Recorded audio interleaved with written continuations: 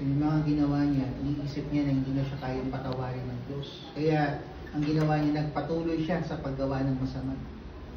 I kept ending up in the same place, in prison, in jail, lost everything and everybody.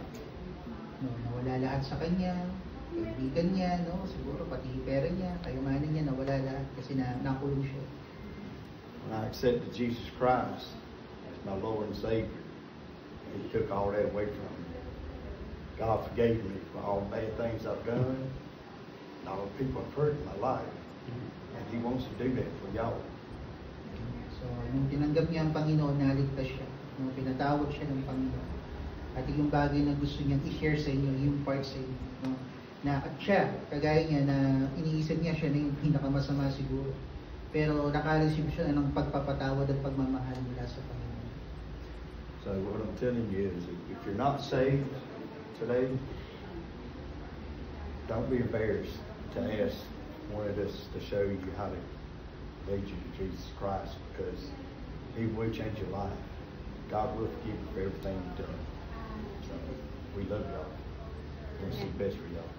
Kung hindi pa sigurado kung sa langit pupunta ang inyong kaluluwa, huwag daw kayo mahiya na kausapin kami, tanungin kami kung paano ang paraan. So, i-open ko lang this. So, simple lang naman ang kaligtasan. Kasi akala natin mabuting gawa, relihiyon, lahat ng pamamaraan na alam natin, iba nga nagpipinitensyon. Pero alam niyo ang kaligtasan ng Panginoon. Sabi sa Ephesians chapter 2 verse 8, ito yung regalo ng Diyos sa atin. So kumbaga, pag sinabing regalo, ang kailangan lang natin gawin talaga, tanggapin. Kasi bakit? Kasi yung regalong yan, hindi mapapasayo hanggat hindi mo tinatanggap. So, pag sinabing regalo, inagbayad na nito. Hindi tayo kasi hindi natin kayang bayaran. Kahit anong gawin natin, kahit tayo magpapako sa krus, hindi natin kayang bayaran. Pero binayaran ng Panginoon. No? Yung verse na nakasulat yan, no? Kung bakit ano yan, kasi may nagbayad na ng kaligtasan na. At napakasimple lang, kailangan mo lang gawin, no? Siyempre, aminin mo na ikaw ay nagkasala. Lahat tayo nagkasala. No? Kinakakulong, kinasa labas. Lahat tayo iisa lang, guilty tayo lahat sa kasalanan. At ang gusto ng Panginoon sa atin, humingi tayo ng tawad sa Kanya. No? At kapag tayo humingi ng tawad, kailangan yung talagang tawad na ibig sabihin, hindi mo binibiro ang Diyos. Talagang nagsosorry ka. And then pagkatapos nung tanggapin mo ang Panginoon bilang iyong tagapagligtas at Panginoon ng iyong buhay. Sa bagay na yan, kung gagawin yung totoo sa iyong buhay, no, matatamo mo yung tinatawag nating kaligtasan. So bakit napakadali? Wala kang gagawa.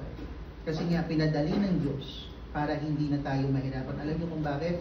Diyan papasok yung John 3:16. Anong dahilan ng Diyos? Dahil lang sa pag-ibig sa atin. Diba? So lahat tayo gusto natin umibig, lahat tayo siguro merong umiibig sa atin. No? Gusto kong sabihin sa inyo na tayong lahat, dahil sa pag-ibig ng Diyos, kung bakit niya ginawa ang bagay na ito. No? So yun lang, no? Pagsisihan natin yung ating kasalanan, tanggapin natin ang Panginoon bilang ating tagapagligtas. Kaya kung sino man sa inyo dito ang hindi pa nakakasigurado, magpe-pray tayo. No? Pwede kayo sumunod sa prayer na to. No? At isipin nyo, kausap nyo talaga ang Diyos. Okay? So, mag-pray tayo ulit. Sumunod kayo sa akin sa panalangin na to. Sige, mag-pray tayo. Panginoon, salamat po. Salamat po Sa oras na ito. sa oras na ito. Pinakita mo na ako pala ay nagkasala at nakatulad na mapunta ng impyerno. Patawad po. at sa oras na ito, binubuksan ko ang pintuan ng aking puso. Tinatanggap kita bilang aking tagapagligtas at Panginoon ng aking buhay. Salamat po sa pangalan ni Jesus. Amen. Dahil sa pananampalataya niyo, no? Sa simpleng pananampalataya lang, no? Binigyan tayo ng access ng Diyos, ng ticket, na kapag tayo ay bawian ng buhay sa mundong ito, no? Siyempre, nandun ang Diyos, nandun din tayo. Diba, napakasimple lang, hindi mo kailangan, ang kailangan ng tao, relationship sa Panginoon, hindi religion talaga.